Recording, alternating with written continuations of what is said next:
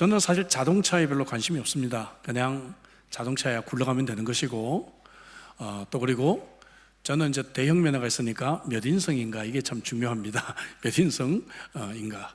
그런데 제가 우연히 세계에서 가장 비싼 차에 대한 것을 한번 정보를 보게 됐어요. 여러분, 세계에서 가장 비싼 차가 얼마 정도 할 것 같으세요? 아마 여러분들의 상상을 초월할 것입니다. 롤스로이스의 보트테일이라는 차가 있는데 약 360억 정도 한다고 그래요. 네, 여러분들이 보시는 이 차는 메르세데스 벤츠 SLR 300 롤렌 하우트 쿠퍼, 이름도 길어요. 예. 이 차인데 무려 1811억 원입니다. 예.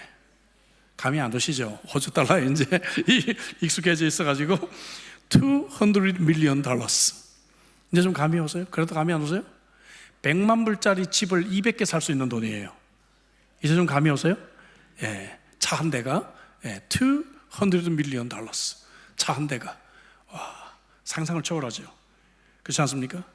그런데 여러분, 이 자동차의 연료통을 열고 소금을 좀 집어넣어 보세요. 어떤 일이 일어날까요? 차가 갈까요, 안 갈까요? 차가 안 가요. 엔진이 망가집니다. 여러분, 우리 그리스도인들의 삶이 아마 이와 같지 않을까 생각을 해요. 우리가 아무리 멋있고 똑똑하고 세상에서 성공을 해도 성령과 동행하지 않는 사람은 여러분 아무 소용이 없는 존재가 아닐까, 그런 생각을 해봅니다. 아멘이죠? 저는 지난 주일에 세상은 우리 그리스도인들을 박해하지만 우리는 세상의 증인이 되어야 될 것이다 하는 말씀을 요한복음 15장 마지막 부분 가지고 말씀을 생각해 봤습니다. 이 테마는 16장 오늘 본문에서도 이어지고 있어요. 오늘 본문은 요한복음에서 성령에 대해서 가르치고 있는 가장 길고 자세한 그러한 본문이에요. 세상은 오늘 본문은 세상의 핍박에 대해서 한 번 더 언급을 하면서 성령의 사역으로 이어지고 있습니다. 세상의 핍박입니다. 왜 세상이 그런 핍박을 할까? 지난주에 우리는 좀 생각해 봤죠?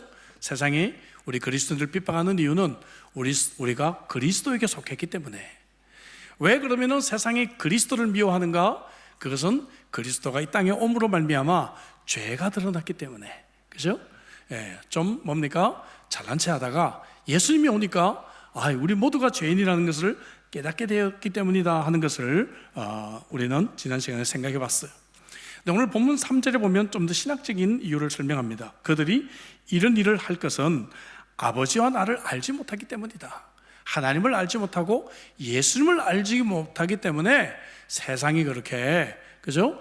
그리스도인들을 핍박하고 그렇게 하고 있다라고 얘기합니다. 제가 대학교 1학년 때, 그때 좀 방황할 때인데요, 학교 축제가 있다고 해서 갔는데 이 복싱 대회를 하더라고요. 복싱 대회. 그래서 호기 좋게 이제 복싱 대회 한번 출전을 해봤습니다. 호기심으로 출전을 했는데 1회전에서 엄청 얻어맞고 죽을 뻔했습니다. KO를 안 나가고 이 2회까지 마친 것만 해도 참 신기할 정도였는데 알고 보니까 제 상대가 아마추어 선수예요. 상대를 알았으면 제가 복싱을 했겠습니까? 전혀 안 했겠죠. 못 모르고 링에 올라갔다가 생전 처음 글러브를 끼고 복싱을 하다가 정말 얻어맞아 죽을 뻔했습니다. 알지 못하니까, 세상이 하나님을 알지 못하고 예수님을 알지 못하니까 이렇게 그리스도인들을 핍박하게 될 것이다 라고 말하고 있어요. 세상은 하나님을 알지 못하고 예수님을 알지 못하니까 거짓으로 이 세상은 많이 도배되어 있습니다. 거짓을 말하고 거짓된 행동을 합니다. 그런데 제가 흥미로운 그림을 봤어요.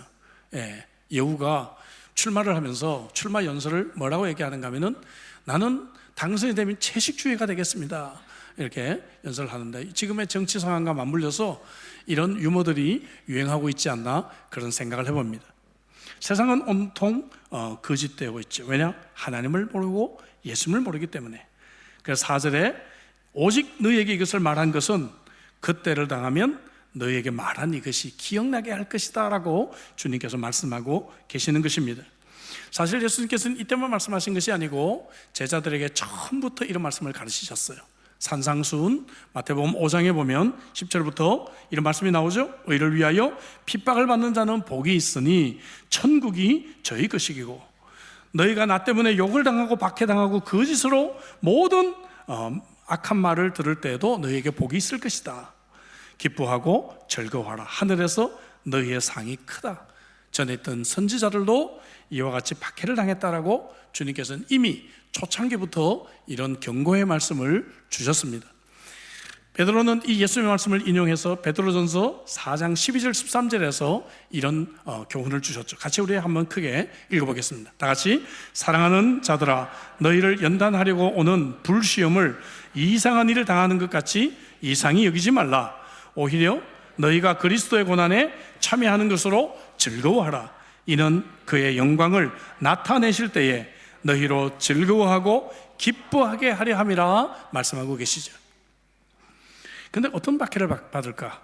박해의 양상을 오늘 우리들에게 설명하고 있는데 매우 심각합니다. 두 가지. 첫째는 출교를 당하고 또 하나는 살해를 당할 것이다. 더더군다나 이런 일들이 종교인의 이름으로 행해질 것이다 이거예요. 외부적으로도 박해가 있는데 내부적으로도 박해가 있을 것이다. 2절 볼까요? 사람들이 너희를 출교할 뿐 아니라 때가 이르면 무릇 너희를 죽이는 자가 생각하기를. 출교와 살인을 하는데 이들이 이것도 하나님을 섬기는 일이라 하리라. 하나님을 섬긴다 그러면서 너희들을 출교시키고 너희들을 살인하게 될 것이다, 이렇게 말씀하고 있어요. 여러분, 오늘날도 이 출교라고 하는 것이 교단법에 있습니다. 여러분 잘 모르시죠? 출교라고 하는 것은 교회에서 쫓아내는 걸 말해요. 교회를 너무 심각하게 어지럽히고 혹은 교회가 믿지 않는 다른 이단의 교리들을 교회 내에서 가르칠 때 교단법으로 교인들을 쫓아낼 수 있는 출교의 법이 있어요. 하지만 근래 이 출교했다는 얘기를 들어본 적이 없어요. 들어본 적이 없죠. 왜냐하면 아무 소용이 없기 때문에 그래요. 출교하기 전에 이미 교회를 다 떠나가 버리고 말잖아요. 그죠? 그러니까 오늘날 소용없지 않는가 그런 생각을 해봅니다. 저희 교회가 스트라스필드 저기 호주 교회에 사용하던 초창기 시절입니다. 저희 교회에서는 이제 이 장로가 되려면 제자훈련과 사역훈련을 수료를 해야 돼요. 그래서 이제 처음으로 준비가 된 두 분이 계셔서 이제 두 분을 장로님으로 세우려고 준비하고 있었는데, 평소에 훈련을 받으라고 아무리 권유를 해도 훈련에 관심이 없었던 어떤 집사님이 본인이 이제 추천이 안 될 것 같으니까 교인들을 막 집집마다 신방을 하시면서 우리 교회에서는 장로감이 나밖에 없다라고 이야기를 하시면서 저 젊은 유목사가 지금 큰 잘못을 하고 있다고 막 소문을 내기 시작하셨어요. 처음엔 저는 대수롭지 않게 생각을 했는데, 당시 보니까 초신자들이 대부분이다 보니까 교회가 금방 시험에 들고 많은 것을 보았습니다.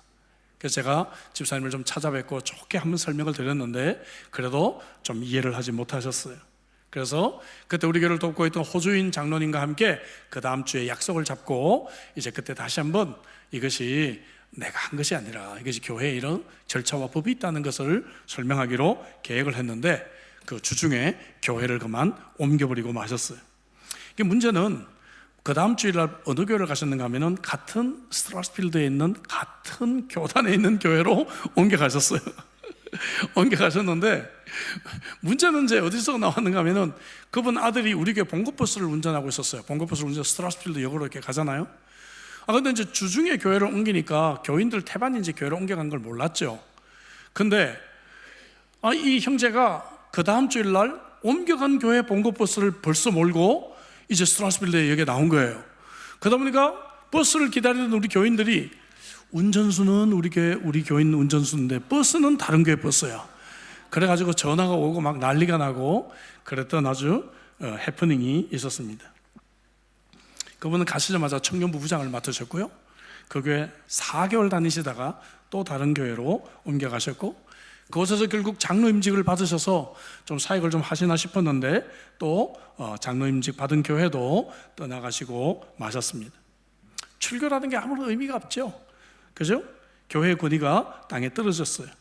그러나 여러분, 우리가 이렇게 출교라는 말을 별로 실감 있게 못 느끼지만 이 당시 이스라엘 사람들에게는요, 출교라고 하는 것은 이거 완전 사형선고나 마찬가지였어요. 왜 그런가 하면 이스라엘 백성들에게 주어졌던 그 많은 특권들을 모조리 다 잃어버리는 겁니다. 바울이 로마서 9장 4절에서 그 특권을 이렇게 말합니다. 양자됨과 영광과 언약들과 율법을 세운 것과 예배와 약속들이 있는데 이 모든 것들을 다 하지 못하게 되는 거죠. 쉽게 말씀드리면 여러분 예배를 드리고 싶으면 예배도 못 와요. 그리고 여러분 정말 하나님의 말씀을 보고 싶은데 말씀도 못 봐요. 지금의 우리가 막 성경책도 있고 핸드폰도 있고 이걸 제한할 방법이 없지만, 그 당시에는 여러분 말씀을 가르치는 자들에게 와야 성경을 읽을 수가 있고 성경을 들을 수가 있어요. 성경이 없잖아요. 성경도 그들이 접할 수가 없고 예배도 드릴 수가 없고 가족이나 사회로부터 격리가 될 수밖에 없고, 이 교도들보다도 더 나쁜 취급을 받은 것이 출교였다 하는 걸 보게 됩니다. 조금 이제 실감이 되십니까? 이런 일을 하나님의 이름으로 당하게 될 것이다. 또 살인을 당하게 될 것이다. 이전에 너희를 죽인다라고 말하고 있잖아요. 초대교회 시대 때 얼마나 많은 사람들이 순교를 했고, 로마의 이 시대 때 많은 사람들이 박해를 받고 원형 경기장에서 정말 그들이 생명을 잃었다는 것을 우리는 역사를 통해서 알고 있습니다. 중세시대 말할 것도 없고요.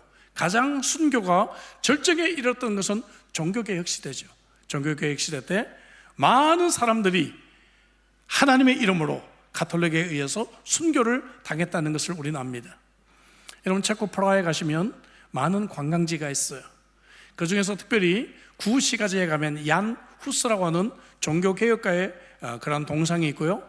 그 바로 맞은편에 1621년 6월 21일 27명의 신앙인들이 타협하지 않고 그들이 신앙을 지키기 위해서 순교했던 이러한 자국들이 새겨져 있습니다. 그리고 다른 바닥에는 1621년 6월 21일이라고 하는 로마 숫자로 날짜가 새겨져 있습니다. 이때뿐만 아니라 오늘 여러분 이 시대에도 많은 그리스도인들이 순교하고 있다는 것을 우리는 알아야 합니다. 몇 년 전 IS가 이라크와 전쟁을 벌이고 있을 때, 그때 우리는 참 그 땅을 위해서 기도를 많이 했습니다. 특별히 이라크 북부 지역에 모술이라고 하는 그 지역이 IS의 본부가 되어서 그곳에 있는 그리스도인들이 핍박을 받고 순교를 당하는 것을 우리는 보았습니다. 모술이라고 하는 지역은 구약에 나오는 니느웨 성이에요. 니느웨 성. 니느웨 성 아시죠? 요나가 복음을 전해가지고 하나님을 믿었던 그곳에 5만 명 정도의 그리스도인이 살고 있었는데, 이때 IS와의 전쟁 때문에 모든 그리스도인들이 모두 죽거나 다른 곳으로 피난 가고 말았습니다. IS들이 다니면서 기독교인의 집에 표시를 해두고 그곳에 들어가서 학살을 하고 사람들을 잡아 노예로 팔고 집들을 불살라버리고 재산들을 모두 훔쳐가게 되었던 것이죠. 단지 예수님을 믿는 이유 때문에 이런 죽음을 당하고 이런 핍박을 당하게 된다는 것을 우리들에게 말씀하고 있어요. 저는 한때 이 종교개혁을 좀 깊이 있게 연구한 적이 있습니다. 종교개혁의 그러한 장소들도 2번이나 제가 답사를 하고 연구를 한 적이 있어요. 마틴 루터의 마음을 그때 가져본 적이 있습니다. 마틴 루터의 그때 그 상황에서 그때 그 심정을 한번 느껴봤어요. 얼마나 절망했을까, 얼마나 힘들었을까. 하나님의 이름으로 자기를 정죄하니까 바른 신앙을 가진 사람들이 이교도가 되었잖아요. 이교도로 낙인 찍고 있는 그 상황에서 루터도 굉장히 실망하고 낙심 많이 했어요. 그런데 여러분, 마틴 루터가 오늘 저와 여러분들이 읽은 요한복음 16장을 읽으면서 큰 용기를 다시 얻게 됩니다. 주님께서 그의 제자들에게 너희들이 나를 믿는 이유 때문에 출교를 당하고 살인을 당하는 이런 일들이 있게 될 것이다, 이 말씀을 읽으면서 바로 루터는 오늘 나를 위해 주님께서 이 말씀을 남겨주셨다라고 생각하고 용기를 얻어 이 레포메이션, 이 종교개혁을 계속 진행해 나갈 수 있었다는 것입니다. 여러분, 예수님은 이런 핍박이 우리들에게도 유익이 될 것이라고 약속하고 계십니다. 아멘이시죠? 핍박은 우리가 주님과 같은 편이라는 것을 알려줘요. 그죠? 3절에 그들이 하나님과 예수님을 알지 못하기 때문이다. 그 말은 우리가 하나님과 예수님과 같은 편이기 때문에, 또 4절 말씀에 가장 결정적인 그때의 말씀이 생각나게 할 것이다, 기억나게 할 것이다 라고 우리들에게 말씀하고 있습니다. 그래서 지금 오늘 설교를 듣고 여러분들이 다 잊어버리는 것 같지만 어느 순간에 꼭 필요할 때 하나님이 여러분들에게 생각나게 하실 줄로 믿습니다. 여러분 아시다시피 제 아내가 2021년 10월 22일 금요일 저녁에 사고가 나서 응급 뇌수술을 3번을 받았어요. 사실 그때만 해도 상황은 절망적이었습니다. 수술한 의사도 그렇고 중환자실 의사도 24시간 안에 세상을 떠난다라고 계속 저희들에게 이야기를 하고 있었습니다. 한국에 그때 거주하고 있었던 딸과 사이는 참 검정 옷을 입고 검정 구두를 신고 급하게 비행기를 탑승을 했습니다. 도착하면 장례식이라고 생각을 하고 있었죠. 이틀을 아내가 버티고 제가 주일 사역을 마치고 주일 밤에 밤 12시 반에 병원으로부터 또 전화를 받았습니다. 뇌압이 너무 높아서 한 번만 더 마지막으로 우리가 수술하기로 결정을 했다. 그 전화를 받고 제가 병원으로 가는데요, 그때는 하나님께 제 아내를 살려달라는 기도를 할 힘이 전혀 없었어요. 완전히 탈진이 됐습니다. 이틀 동안 잠도 못 잤죠. 먹지도 거의 못했죠. 주일 사역을 했죠. 그리고 이제 더 이상 손가락 하나 까딱할 힘이 없어요. 하나님, 제 아내 어떻게 살려줘. 이 기도가 나오지가 않아요. 예. 병원에 도착해서 엘리베이터 앞에 서 있는데 서 있기가 힘들더라고요. 금방 건드리면 쓰러질 것 같더라고요. 엘리베이터를 기다리는데 갑자기 하나님의 말씀이 한 구절이 생각이 났어요. 저희가 14라는 숫자를 좋아합니다. 참고로, 예. 저희 집에 오셔서 막 14 자꾸 누르면 문이 열릴 수도 있어요. 예. 예. 저와 아내가 결혼한 날이 11월 14일이고 또 그리고 제 손녀가 태어난 날이 4월 14일입니다. 요한복음 14장 14절이 딱 생각이 나는 거예요. 요한복음 4장 14절 말씀, 내 이름으로 무엇을 구하든지 내가 행하리라. 이 말씀이 갑자기 머릿속에서 떠오르면서 어떤 생각이 떠오르는가 하면은 지금 우리를 위해 기도하고 있는 사람들의 얼굴이 떠오르기 시작했어요. 와, 그렇게 생각해 보니까 많더라고요. 갑자기 수백 명, 수천 명의 얼굴들이 떠오르기 시작했어요. 제가 선교계통에서 30년 이상 일을 했기 때문에 정말 전 세계 선교사들을 참 많이 알고 있어요. 이 선교사들이 소식을 듣고 기도하고 있으니까 전 세계에서 시차와 상관없이, 낮과 밤과 상관없이 계속 기도하잖아요. 그러니까 이 기도가 지금 쉬지 않고 있다. 또 그리고 제 아는 정말 이 대형교회 목사님들 다 주말이니까 주일날 막 교회에서 예배 시간에 막 기도시키고요, 중보기도팀 기도를 시키니까 대충 계산을 해도 한 15만 명 정도가 전 세계에서 제 아내를 위해 기도하고 있다는 것이 생각이 들더라고요. 성령께서 깨닫게 해주신 것이죠. 와, 그 생각을 하는 순간에 갑자기 힘이 생겼습니다. 갑자기 힘이 생기면서 하나님, 이렇게 많은 사람이 기도하는데 어떻게 이 기도를 하나님 외면하실 수가 있으시겠습니까? 어떻게 외면하실 수가 있으시겠습니까? 갑자기 제가 힘이 생겼어요. 힘이 생기고 용기가 생겼습니다. 할렐루야. 여러분, 성경께서 정말 내가 절망적인 상황 속에서도 내게 말씀해 주시고 하나님의 말씀을 기억나게 해 주시는 줄로 믿습니다. 베드로 사도는 핍박의 이유를 이렇게 말하고 있습니다. 베드로전서 1장 6절부터 7절에 그러므로 너희가 이제 여러 가지 시험으로 인하여 잠깐 근심하게 되지 않을 수 없었으나, 잠깐 근심, 이 잠깐이라는 단어를 저는 참 좋아해요. 왜 그런가 하면요, 예? 참 이게 제한테 사고를 얘기했지만 그때 참 너무 어려운 시간들을 보냈잖아요. 재활하면서 한 2년, 한 3년 정도 재활하며 참 어려운 시간을 보냈는데, 지금 생각해보면 지금 불과 3년 반 정도 지금 지났는데요, 너무너무 오래전 일 같아요. 예, 잠깐 그런 일이 있었던 것 같아요. 여러분들에겐 더 그렇게 느껴지시겠죠? 예, 사모님에게 그런 일이 있었나 싶으실 거예요, 지금요, 그죠? 너무나 잠깐이나 이 고난은 잠깐의 고난이었다는 거예요. 그러나 오히려 크게 기뻐하도다. 할렐루야.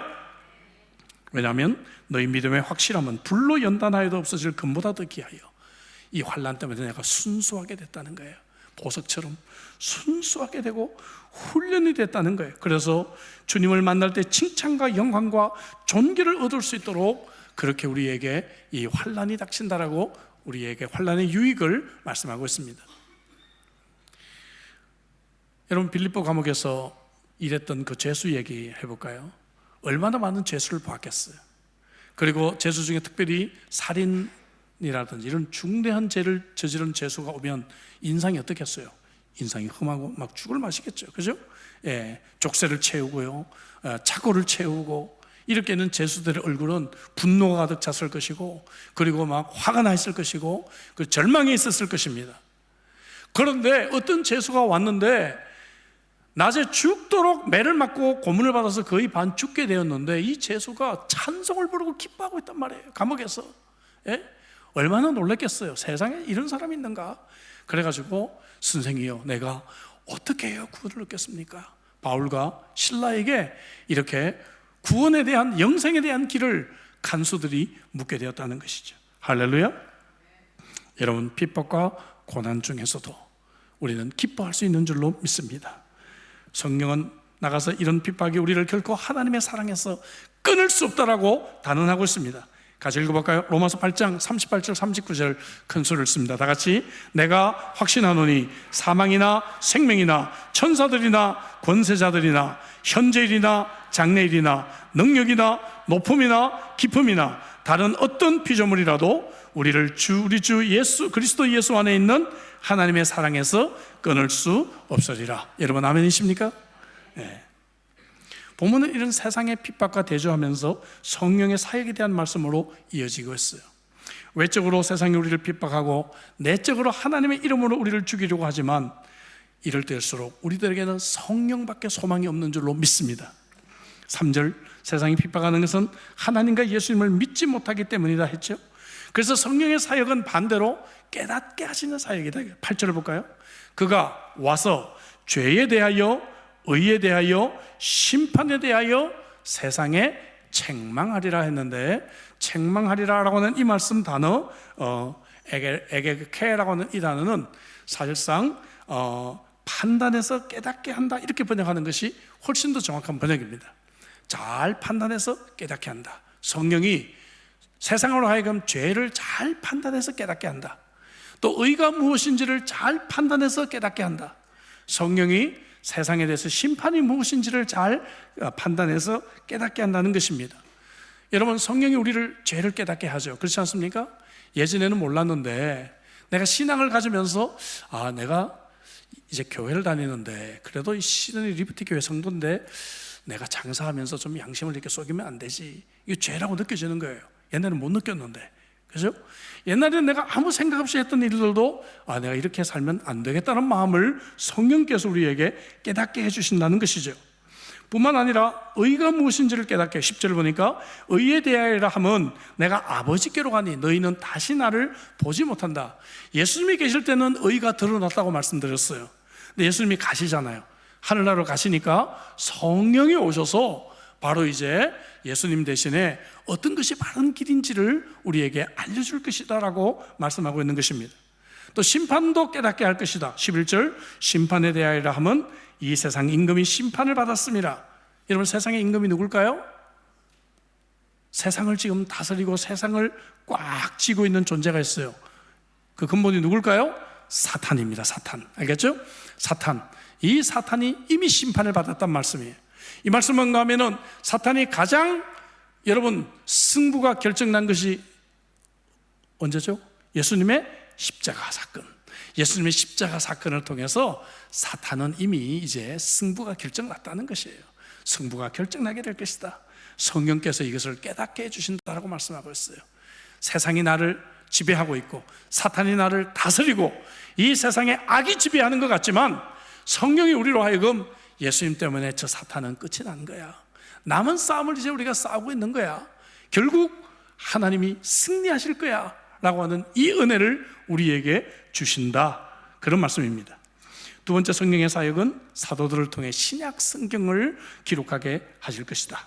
12절에서 아직 예수님께서 너희들에게 이럴 것이 많다 그랬어요. 그 이럴 것이 많은데 그게 뭔가? 13절 볼까요? 13절 진리의 성령이 오시면 그가 너희를 모든 진리 가운데로 인도하시리니, 그가 스스로 말하지 않고, 그가 누구의 제자들이 스스로 말하지 않고 오직 예수님에게 들은 것을 말할 것이고 장래일을 너희들에게 알리실 것이다. 자, 지금까지도 성령을 통해서 좋은 것들을 주시겠다고 하는 많은 약속을 하셨지만 결정적인 선물이 하나 남아있는데 그것이 뭔가 하면은 제자들이 앞으로 내가 그들에게 일러준 말들을 잘 기억해서 신약 성경을 완성하게 될 거야. 이 말씀을 우리들에게 주고 있는 것입니다. 할렐루야. 너무 멋진 말씀이에요. 여기 너희들을 모든 진리 가운데 인도할 것이다. 사실 우리 한글은 이 관사, 정관사의 개념이 정확하지가 않아요. 그러나 영어나 헬라어는 정관사의 개념이 명확합니다. the라고 하는, 그죠? 정관사가 들어가면 어때요? 하나밖에 없는 유일한 것을 말하죠. 유니크한 것을 말해요. 그런 것처럼 여기 아레테야라고 하는 진리는 알았다 그 말이죠. 헬라어로 아레테야인데 진리가 토라고 하는 정관사가 있어요. the 진리입니다. the truth. 그러니까 이것은 유일한 하나의 진리를 말하는 것이에요. 이것이 바로 유일하게 우리에게 주어진 하나님의 말씀, 신약 성경이 우리들에게 주어졌다는 그러한 말씀입니다. 바울 사도는 성령의 이러한 사역을 고린도전서 2장 13절에서 우리가 이것을 말하거니와 사람의 지혜가 가르친 말로 아니하고, 사도들이 사람의 지혜로 말하지 않고 오직 성령께서 가르치신 것으로 했다는 것이죠. 그래서 영적인 것으로 분별해야 된다라고 우리들에게 성경을 말씀하고 있습니다. 이렇게 성령께서 사도로 하여금 신약 성경을 기록하게 하신 것은 몇 가지 성격이 있어요. 어떤 성격이냐? 첫째는 역사적인 사실에 바탕을 두고 있다는 것입니다. 여러분, 어떤 종교는 신화를 많이 얘기합니다. 어떤 종교는 신비적인 것들을 강조해요. 어떤 종교는 굉장히 철학적인 사상을 강조합니다. 그러나 기독교는 여러분, 역사적인 사실에 바탕을 두고 있다는 것을 우리가 알아야 합니다. 여러분, 예수님을 안 믿는 역사가들도요, 예수님이 이 땅에 오셨다는 걸 알아요. 이 땅에 탄생하셨다는 걸 알아요. 예수님을 안 믿는 사람들도 예수님이 이 땅에서 무슨 일을 했는지를 정확하게 알고 있습니다. 그리고 그들도 예수님이 십자가에서 돌아가셨다는 것도 알아요. 심지어 많은 역사가들 중에 예수님을 알지 못하는 자들도 예수님의 부활 사건을 부인할 수 없는 역사적인 사건으로 기록하고 있는 것을 보게 됩니다. 여러분, 단지 우리가 믿고 싶지 않아서 안 믿는 것이지 역사적인 이 사실의 바탕 위에서 있었다는 것이죠. 성경은 우리를 이러한 역사적인 진리 가운데로 우리를 인도해 주실 것이다 라고 말씀하고 있는 것이죠. 진리가 혼돈하는 이 세상에서 저와 여러분들이 믿고 있는 이 신앙은 역사적인 바탕 위에 진리가 세워졌다는 것을 우리는 알아야 합니다. 오늘 초등학교 시험 문제지예요. 시험 문제가 이렇습니다. 고치다라고 하는 단어를 써서 짧은 글을 지어보시오 하는 것이 문제지예요. 그림을 잠깐 보시면 나오고 있습니다. 그런데 이 아이가 뭐라고 답을 했는가 하면은, 우리 선생님이 이쁜 이유는 얼굴을 고쳤기 때문이다. 그러니까 선생님이 채점을 했습니다. 이쁜 이유에다가 이쁘다고 하니까 옳다고 하고, 얼굴을 고쳤다는 틀렸다라고 답을 했어요. 누가 맞고 누가 틀렸는지 솔직히 잘 모르겠죠. 여러분, 세상에서 누가 진리인지를 잘 알 수가 없어요. 그러나 성령께서 우리들에게 이런 역사적인 바탕에서 우리들에게 진리를 알려주신다는 것입니다. 14절 볼까요? 그가 내 영광을 나타내리니 내 것을 가지고 너희에게 알리겠습니다. 맞죠? 주님께서 말씀하신 예수님의 것이에요. 있었던 일이에요. 역사적인 사건을 통해서 우리들에게 말씀해 주신다. 또 과거의 역사적인 사실뿐만 아니라 장래일까지, 13절 뒷부분에 보니까 장래일을 너희에게 알리시리라 말씀하고 있습니다. 신약성경에 그래서 장래에 일어날 일들을 참 많이 우리들에게 말하고 있어요. 말세의 징조를 우리는 읽게 됩니다. 특별히 여러분, 같은 기록자 사도 요한이 기록한 요한계시록은 장래 일들에 대한 참 많은 글들로 우리에게 주어져 있는 하나님의 말씀이지요. 여러분, 말세 징조 중에 몇 가지가 있어요. 그 중에 가장 중요한 그 두 가지를 얘기하려고 한다면, 첫째는 환경의 변화. 그렇죠? 지금 우리가 환경 문제 때문에 심각하잖아요. 이것이 예수님 때 이미 예언이 되는 사실이에요. 또 한 가지는 이스라엘의 회심입니다. 많은 이스라엘 사람들이 다시 복음을 듣고 예수님께 돌아올 것이라고 예언이 되어져 있는데, 지금 북미라든지 유럽에 있는 그런 유대인들 가운데 정말 하나님께 돌아오고 예수님을 믿는 그러한 유대인들이 급증하고 있는 그러한 현상들을 우리가 보게 됩니다. 그래도 제가 당장 예수님 다음 주에 오신다 이런 얘기 아니에요, 여러분. 그렇게 말하는 이단입니다. 예수님이 언제 오시는지는 알 수 없지만 분명한 것은 주님께서 우리들에게 말씀해 주신 장래 일들이 지금 너무나 임박하게 이루어지고 있다는 것을 우리는 깨닫게 된다는 것입니다. 한국에서 유행하는 말이 있어요. 흥미로운 말인데요, 자녀를 인류대학에 보내기 위한 세 가지 조건이 있는데, 첫째가 엄마의 정보력, 두 번째는 할아버지의 경제력, 세 번째는 아빠의 무관심. 왜 아빠의 무관심이 나왔을까? 저는 이걸 알아요. 옛날에 과외를 많이 해봤기 때문에 알아요. 한국에서 엄마가 완벽하게 계획을 세웠는데 갑자기 아빠가 예상하지 못하게 등장해서 태클을 겁니다. 가만 놔둬, 공부할 때 되면 지가 알아서 다 하게 돼 있어. 왜 아이를 그렇게 못 살게 굴어? 이렇게 하면 안 돼버리는 거예요.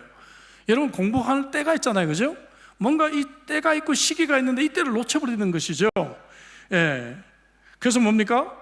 정말 우리도 이 완벽한 계획을 세우고 뭔가를 하려고 하는데 예상하지 못했던 문제가 갑자기 생겨가지고 실패하는 경우들이 자주 있다는 것입니다. 여러분, 인간은 완벽하지 않습니다. 성령의 능력을 의지해야 될 줄로 믿습니다. 여러분, 성령의 인도를 구하시길 바랍니다. 오늘 마지막 읽을 말씀이에요. 요한복음 14장 16절 같이 읽을까요? 다 같이. 내가 아버지께 구하겠으니 그가 또 다른 보혜사를 너희에게 주사 영원토록 너희와 함께 있게 하리니. 와, 영원토록 우리와 함께 있을 것이라고 하는 위대한 약속을 주고 계십니다. 여러분, 그래서 예수님이 내가 떠나가는 것이 너희들에게 더 좋을 거야 말씀하신 거예요. 예수님이 이 땅에 인간이라고 하는 제한된 몸을 입고 오셨어요. 그래서 팔레스타인이라고 하는 그 지역에서 그때만 사역을 하셨어요. 그러나 성령은 여러분 100년 전에도 사역하셨고 지금도 사역하셨고 100년 후에도 사역하실 것입니다.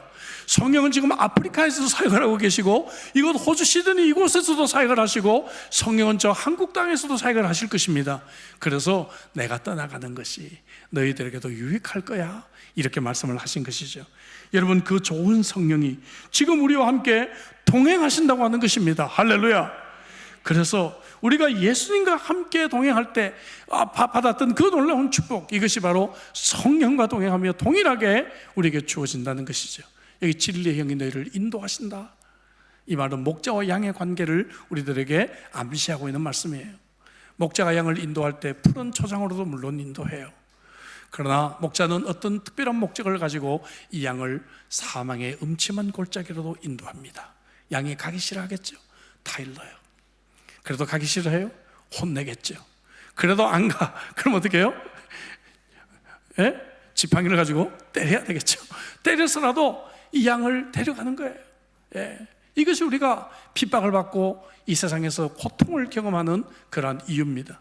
때때로 내가 사업이 어려워지기도 하고 내 자녀에게 문제가 생기기도 하고 건강에 이상이 생기기도 하고 어떤 어려움이 내게 닥치면서 이러한 환난을 우리가 경험하게 되는 것이죠. 그러나 중요한 것은 성령이 그때 나와 동행하시면서 나를 붙잡아 주시고 나를 위로해 주시고 알 수 없는 용기가 내게 생기게 하시고 외롭게 밤을 지새다가 갑자기 성령과 함께 동행하는 그런 큰 기쁨과 즐거움이 내게 넘치기도 하는 것입니다. 여러분, 아멘이십니까? 성령과 동행하는 것이 이런 큰 축복이 우리들에게 있는 줄로 믿어요. 때때로 사망의 음침한 골짜기를 내가 억지로 갈 때 내가 굴러 떨어질 것 같으면 어떻게 해요? 목자는 큰 막대기를 뒤집어서 손잡이 부분을 던져서 내 목을 잡아서 끌어당길 것입니다. 이것이 실제로 여러분 양을 기르는 목자의 그러한 이야기입니다. 그런 경험 있으시죠? 주님께서 나를 목을 잡아 비틀어서 그죠? 끌어서 올리신 그런 경우들이 여러분 있지 않으세요? 성령께서 그러한 일들을 통해 저와 여러분들을 인도하시는 것이죠. 때때로는 아까 제가 고백한 것처럼 정말 손가락 하나 까딱할 힘이 없는 절망 속에서도 주님은 그래, 내가 이제는 안아줄게. 그리고 나를 안으시고 그 길을 가시는 그러한 좋으신 성령님이십니다. 오늘 이 말씀 가운데 주님이 주셨던 말씀이 생각나는 때가 있을 것이다 말씀하셨는데, 제가 젊은 시절에 목회를 할 때는요 이런 낙심이 들었어요. 내가 이렇게 며칠 밤을 새가면서 말씀을 준비하고 말씀을 열심히 전하는데 이 성도들이 점심만 먹으면, 주일 점심 먹으면 설교 본문도 잊어버리고 제목도 잊어버리고 하더라고요. 이게 낙심이 되더라고요. 내가 지금 뭐 하는 건가? 이게 무슨 효과가 있는 것인가? 그런 생각도 했는데 요즘은 제가 그런 낙심하지 않습니다. 왜? 오늘 말씀한 대로 성령께서 때가 되면 결정적인 순간에 여러분들을 기억나게 하실 것입니다. 아멘이시죠? 그래서 저는 기도해요. 그냥 하나님, 성도들이 예배 시간에 졸고 예배 시간에 이 말씀 잘 이해하지 못하고 예배 시간에 좀 저들이 좀 지루하게 보낸다 할지라도 이 말씀이 뿌려지게 되면 언젠가 이 말씀을 붙잡을 때가 있을 것입니다. 아멘이시죠? 여러분들에게 그런 은혜가 있기를 주의 이름으로 축복합니다. 여러분, 성령과 동행하고 싶은 간절한 마음이 있기를 간절히 소망합니다. 죄인 줄 알면서도 버리지 못하는 것이 있나요? 나쁜 습관인 줄 알면서도 여전히 머물러 있는 그러한 문제가 있나요? 내 힘과 내 의지로 되지 않아요. 성령과 동행할 때 그것을 청산하고 끊을 수 있는 줄로 믿습니다. 여러분, 하나님의 말씀이 때때로 지겹고 예배가 졸리고 은혜가 되지 않고 입이 무거워 기도의 문이 열리지 않을 때가 있습니까? 성령과 동행하는 그러한 은혜를 갈망하시기를 주의 이름으로 축복합니다. 열심히 봉사하고 전도해야 되는데 그러지 못하고, 또 복음을 전하고 전도해서 정말 사람들이 예수를 믿게 해야 되는데 그러지 못하는 것은 내가 성령과 동행하는 삶을 살지 않기 때문에 그래요. 여러분, 오늘 이 말씀 붙들고 성령과 동행하시면서 어렵고 힘든 세상에서 승리하시는 여러분들이 되시기를 주 이름으로 축복합니다. 기도합시다. 주신 말씀 가지고 우리 기도할까요? 성령은 우리들에게 말합니다. 내가 너희를 이 혼란한 세상 가운데 진리로 인도하실 것이다. 저는 이 말씀이 너무너무 은혜가 돼요. 여러분, 사람들은 자기가 옳다고 얘기를 하지만 진리를 잘 모르고 살아가고 있지 않습니까? 혼란한 세상 속에 여러분, 이 말씀 정말 붙들고 성령께서 나를 바른 진리로 인도해 달라고 기도하십시다.